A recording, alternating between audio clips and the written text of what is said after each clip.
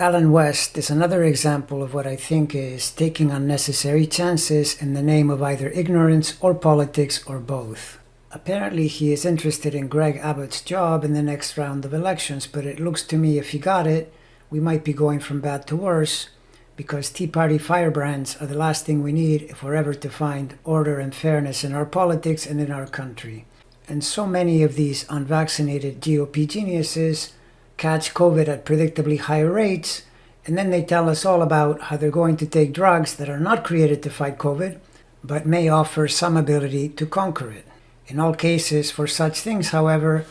the percentage of success is known to be lower or much lower in efficacy than simply getting vaccinated. So my question is, why go through all this rigmarole and have to go through the discomfort of COVID and the potential to tax the health system by occupying a hospital bed? West is another of the many public figures I don't have a birth time for, but I'm betting that Scorpio moon is likely near the midday degrees I'm displaying in this noon chart, because then Saturn would be running into it by square from Aquarius and in its October station. At minimum, this is classic Saturn discomfort, but it's also pretty clear this man more or less arranged this suffering for himself by way of his own carelessness. This is something well illustrated by the adage that says, trust in God, but tie your camel, or more plainly in our current reality, when there's a dangerous virus floating around, try not to breathe it in, and or vaccinate yourself against it. West needs to have a birth time that will not signify complicating the patterns in his chart, but even just looking at these day of birth known planetary positions,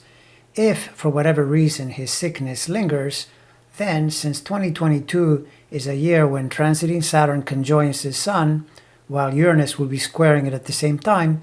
and since there is a pretty tight birth quincunx, which is a health aspect between natal Uranus and natal Saturn, now we know that in 2022 both these planets are in health challenge to the Sun at the same time. And in the context of health problems, these are planetary patterns best avoided. You'll have to hope he gets lucky and avoids any kind of long COVID effects, or he's in for a long and potentially dangerous ride. Pluto is also currently stationing very close to his Saturn, and since Pluto makes its own quincunx from Virgo, which is a health sign, to Venus and Aries, we see that it will be in there contributing to a tough October 2021. And Jupiter, which often helps you to get out of jams, is stationing in his Sun sign.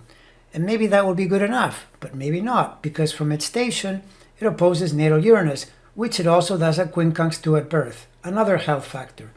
All of this to say that even without a birth time, I see lots of health breakdown indicators in this chart, but that's my astrology sense. When I consult my common sense and my intuition, I think this guy is simply a victim of his own carelessness. And I'll end by mentioning that he has a Neptune-Sun square, and I'll say that it's remarkable how often I find Neptune squares in the charts of public figures who, by playing to the downside of Neptune, spend time making their own reality instead of properly relating to the real reality in front of them. And it is frustrating to see them acting irresponsibly when they try to influence their followers to do the same thing.